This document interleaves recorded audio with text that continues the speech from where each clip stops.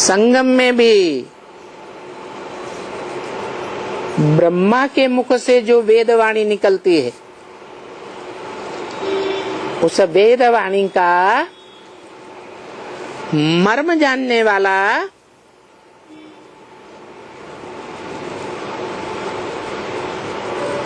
वेदवाणी कहो, गीता माता कहो, उस माता के रोम रोम को जानने वाला बाप होगा या बच्चे होंगे?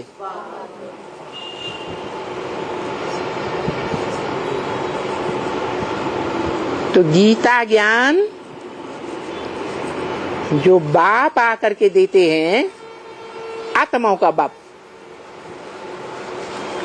उस गीता ज्ञान के रोम रोम को जानने वाला कैसे? वो एक ही क्यों? और बच्चे क्यों नहीं? और मनुष्य आत्माएं भी तो आत्माएं है ना, वो क्यों नहीं? जन्म मरण के चक्कर में आते हैं ना। वो तो ऊपर से आता है आत्माओं का बाप, लेकिन एक को ही क्यों देता है? वो एक ही 100% आत्मिक स्थिति को गीता माता के रोम रोम को जानने वाला है।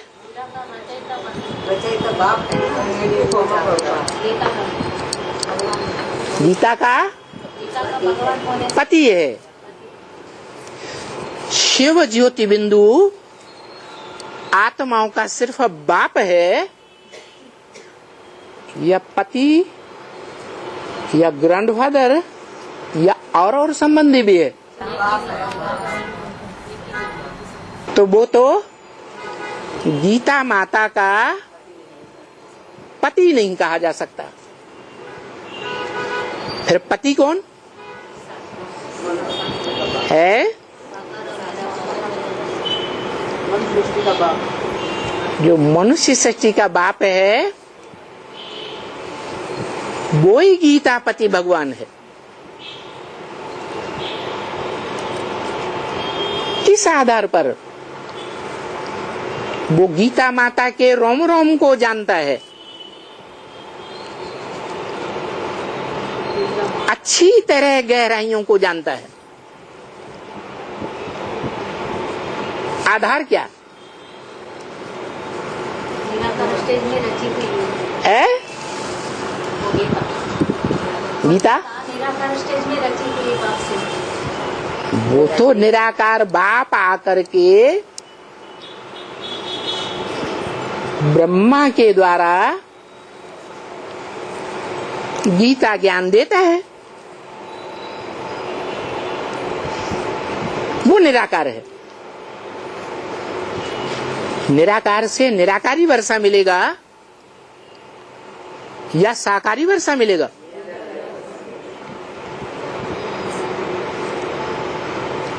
गीता ज्ञान निराकार है, लेकिन गीता ज्ञान को प्रैक्टिकल जीवन में धारण करने वाली धरणी, धारण करने वाली को क्या कहते हैं? धरणी। माता भी होनी चाहिए ना? नहीं, वो कौन? प्रजापिता। प्रजापिता भी तो ज्ञान को धारण करता है। हा? जो प्रजापिता है, जैसे सतयुग के कृष्ण की आत्मा ब्रह्मा, वैसे राम बाप को कहा जाता है। वो मनुष्य सृष्टि का बाप है। जो मनुष्य सृष्टि का बाप है, वो ज्ञान को मनन चिंतन मंथन करके बुद्धि में तो धारण करता है, नहीं है, बुद्धि में धारण करता है, लेकिन क्या प्रैक्टिकल इंद्रियों में भी धारण करता है? करता है? क्यों नहीं धारण करता? कारण बताओ। है पुरुष तन है। भगवान बाप ब्रह्मा के तन से कहते हैं पुरुष सब A to Z क्या है? दुर्योधन दुशासन। दुर्योधन कहा जाता है दुष्ट युद्ध करने वालों को। क्या?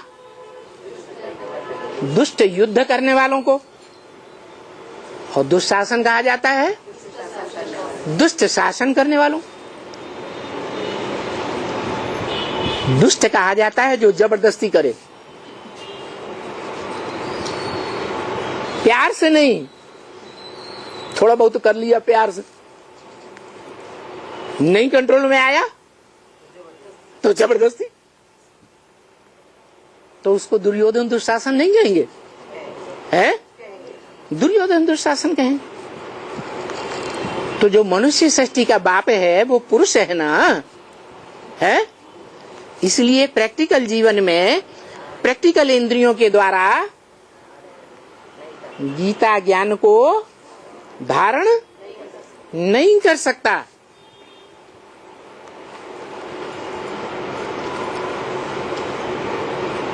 तो भगवान किसको निमित्त बनाते हैं?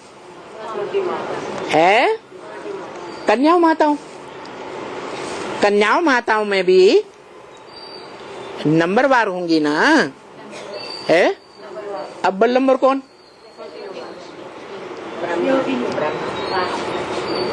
वो ब्रह्मा जो इसी जीवन में संगम युगी पुरुषार्थी जीवन में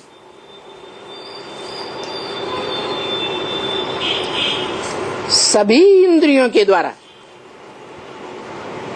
चाहे ज्ञान इंद्रियां हो और चाहे कर्म इंद्रियां हो, प्रैक्टिकल जीवन में गीता के ज्ञान को धारण करके दिखलाती है।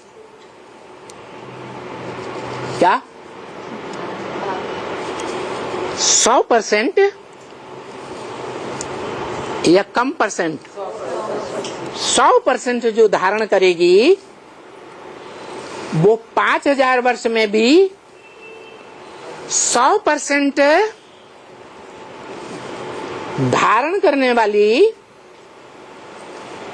अब विभिचारिणी होगी या विभिचारिणी होगी? वो किसका गायन है?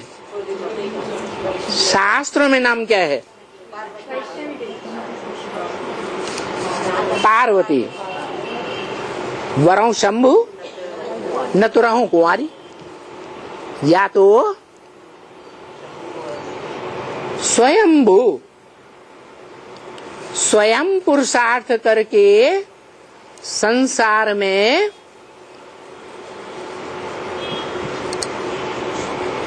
प्रत्यक्षता रूपी जन्म लेने वाला स्वयंभू। कैसे? स्वयं माने कैसे? पुरुषार्थ करके या बिना पुरुषार्थ के? स्वयं पुरुषार्थ करके स्वयं संसार में प्रत्यक्षता रूपी जन्म लेने वाला।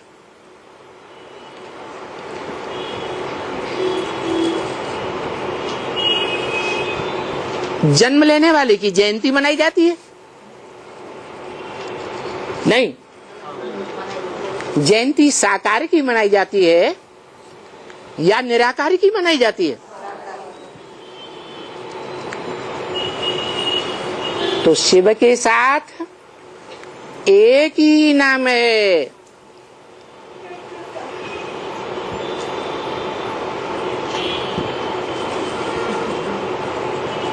शिव की तरह काम करने वाले का। शिव माने कल्याणकारी। तो दो चार बच्चों का पिता होगा तो दो चार बच्चों का कल्याण चाहेगा या कल्याण चाहेगा? और विश्व का पिता हो है, सारे विश्व का कल्याण चाहेगा तब विश्व पिता होगा, या एक दो का कल्याण न चाहे तो विश्व का पिता कहा जाएगा? कहा जाएगा? अरे बोलो, कोई कोई तो बोलता ही नहीं, मुंह चुप। सही बात है कि गलत बात है? हैं? सही बात है। तो वो विश्व पिता गाया जाता है, वसुधैव कुटुंबकम। सारी वसुधा, सारा विश्व सारे विश्व धर्मों के लोग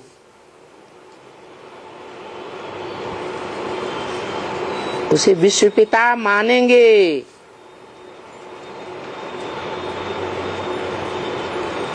और वो विश्व पिता सारे विश्व को एक कुटुंब में ला के रख देगा, तब गायन होगा वसुधैव कुटुंबकम।